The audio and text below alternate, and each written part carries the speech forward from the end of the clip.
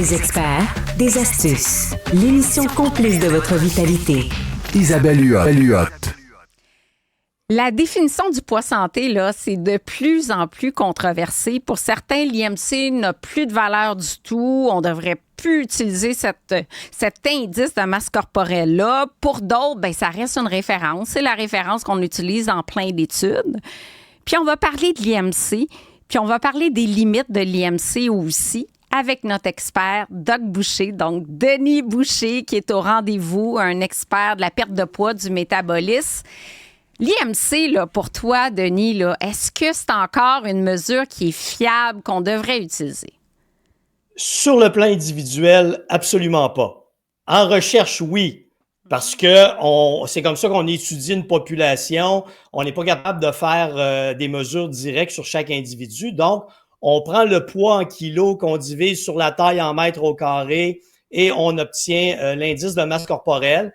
Et normalement, quand tu arrives entre 25 et 29,9, tu es considéré en surplus de poids.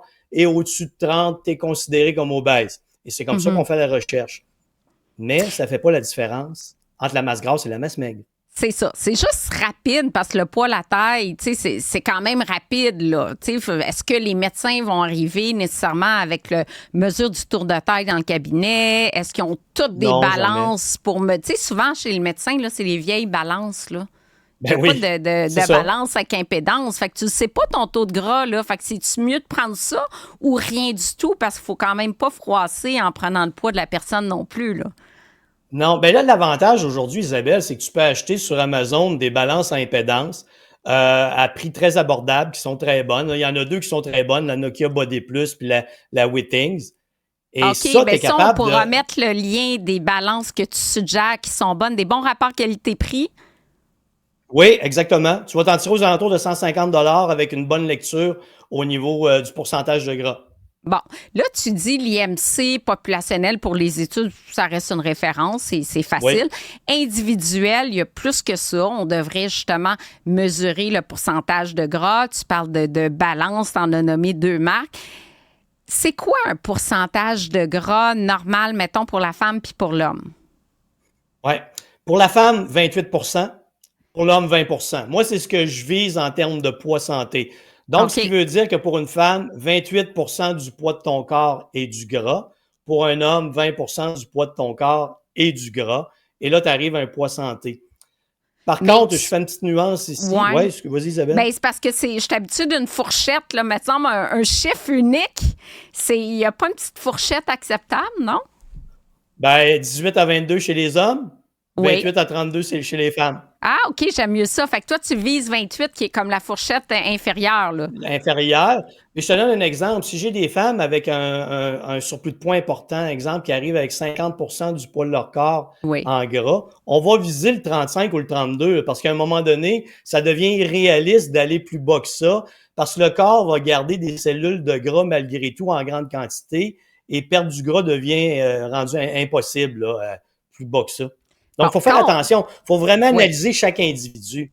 Oui, mais là, tu nous as préparé des tableaux parce qu'il faut comprendre, dans un objectif de perte de poids, on veut perdre du gras puis on veut garder nos muscles. Fait que là, je veux que tu nous amènes sur les tableaux que tu as préparés. Oui, je vous ai préparé un petit cours 101 sur le pourcentage de gras. Imaginez que vous avez une belle balance à impédance chez vous.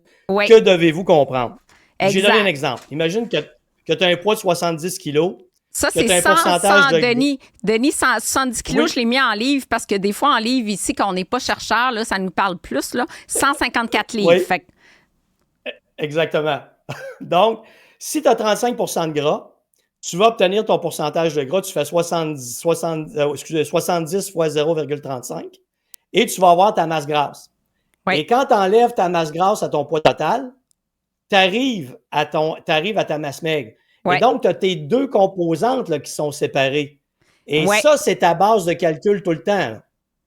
Et très là,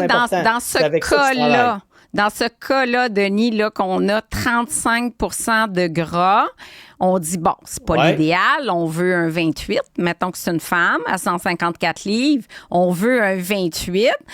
Oui, on a notre masse grasse et maigre, mais là, elle va te voir dans ton programme d'amaigrissement, là, puis elle dit, regarde, moi, je veux descendre ça à 28. Oui.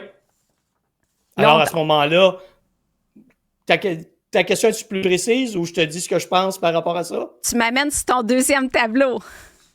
Oui, donc, oui, mon deuxième tableau. Là, je te présente une perte de poids nuisible. Tu passes de 70 kilos, 3 semaines plus tard, je te mesure. Tu es à 68. Et là, tu te dis, wow, c'est fantastique, j'ai perdu 2 kilos.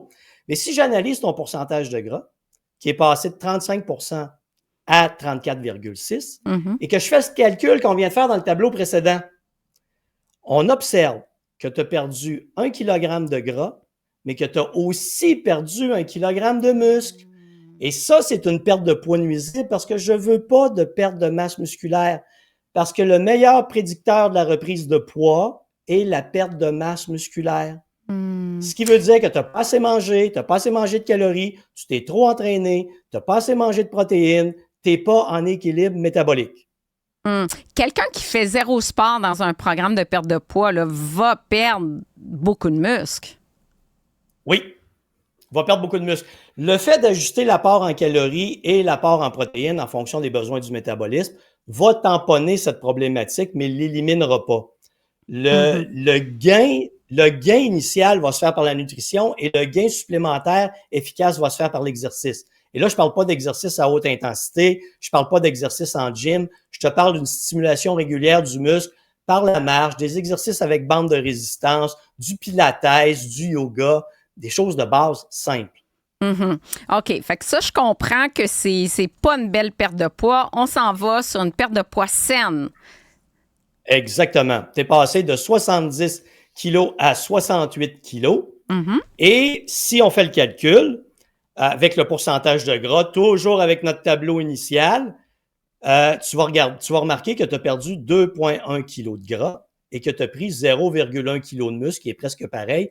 Donc, tu as perdu ton poids principalement en gras et tu as maintenu ta masse musculaire. Ça, c'est une perte de poids parfaitement saine parce que je sais que tu t'es pas épuisé à l'entraînement, que tu as consommé suffisamment de calories, suffisamment de protéines, lipides et glucides. Ça, beau, ça hein? ressemble, ben c'est beau certain, puis ça ressemble au quand je faisais de la clinique. Toi, tu en fais encore, tu reçois des clients. Ça ressemble à ce qu'on avait comme résultat parce que notre approche, elle était saine, modérée en nutriments. On coupait pas complètement les glucides. On était plus riche en protéines. On encourageait un programme d'activité physique en parallèle. Donc, ça ressemblait à ça là, en perte de poids, là. C'est de la poésie, Isabelle, tout ce que tu viens de dire. C'est exactement ce qu'il faut faire. C'est exactement ce qu'il faut faire. Pas trop de restrictions, pas trop d'entraînement à haute intensité. Bon, mais là, je pense que tu as une troisième page. Est-ce qu'on a fait le tour? Oui, la perte de poids parfaite. Parfaite. Mais là, on n'était pas parfait. Je pensais qu'on était déjà parfait. Non, mais là, on s'en vient très parfait. Là, je vais te bousiller votre cerveau un petit peu, OK? Ouais. Si tu regardes sur le poids, entre la pesée 1 et la pesée 2, qui peut être 3 semaines ou un mois plus tard, le poids est resté identique. Alors, si une personne embarque sur une balance standard, 3 semaines plus tard, elle voit que son poids n'a pas changé, qu'est-ce qu'elle fait? Elle panique. Oh mon Dieu, tant d'efforts, Denis, j'arrive pas à perdre de poids, regarde mes résultats, il s'est rien passé. Mais si on prend notre tableau du début et qu'on fait notre analyse de pourcentage de gras et qu'on voit que notre personne est passée de 35% de gras à 33% de gras, qu'est-ce qu'on observe? Elle a perdu 1,4 kg de gras, mais elle a gagné 1,4 kg de muscle. Sur la balance, il n'y a rien qui a changé. Sur le plan physiologique, tout a changé. Les muscles ont augmenté, le gras a diminué, elle est en situation parfaite. Vraiment mais ça, parfaite. La prise de muscle, ben oui, la prise de muscle, tu sais, la personne ne montera pas jusqu'à 10, 15, 20 kilos de muscle. Là. On n'est pas des culturistes. C'est qu'à un moment donné, ça va se stabiliser, la prise de muscle, et le gras va continuer à descendre, ce qui fait que tu es toujours en situation métabolique parfaite. Puis, tu sais, notre collègue Michel Lucas, qui est docteur en épidémiologie nutritionnelle, dans une recherche qu'il a faite, il a pris mes types de calcul et il a remarqué que sur le profil métabolique, les gens qui perdent du gras et qui prennent du muscle ont les meilleurs résultats.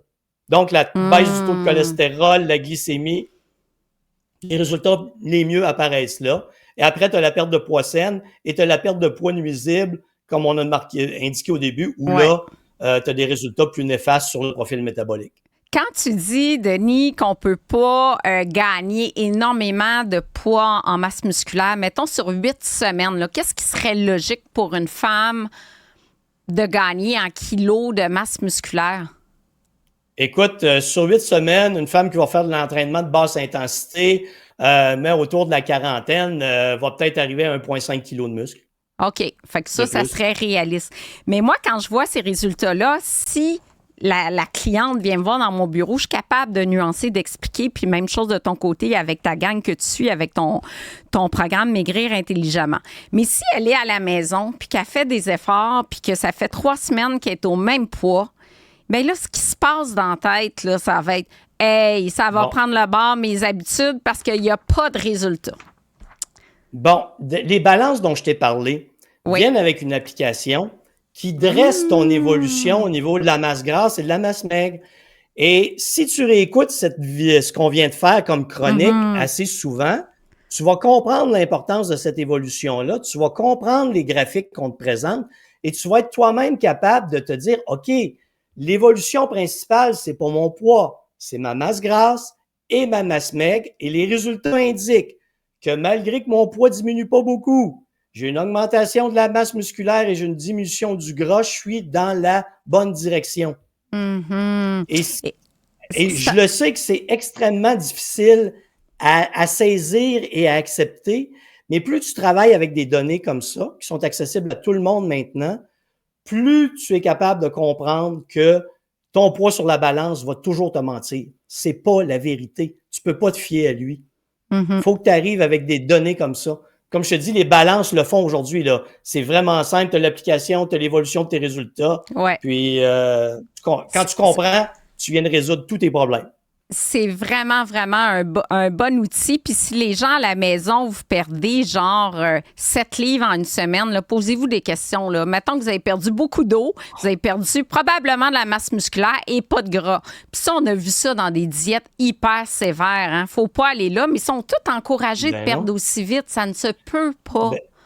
Ben oui, parce que tu as juste la donnée de base, tu as juste le poids. Mais quand tu mets en parallèle la masse grasse, la masse maigre, et que tu vois que tu as perdu beaucoup de muscles et très peu de gras, ben là, tu n'es pas dans une perte de poids saine, tu es dans la perte de poids nuisible qu'on a indiqué au début, là, dans la deuxième diapo.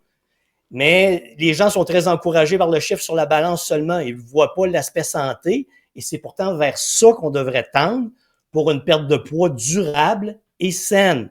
J'ai bien dit durable et saine, Isabelle. La perte de poids durable et saine, c'est ce que propose Denis Boucher, denisboucher.com. Je rappelle que tu as fondé un programme basé sur ces données-là, basé sur la science qui fonctionne à long terme et qui ne met pas en péril le métabolisme. Alors, merci Denis, je te dis à demain. Bye.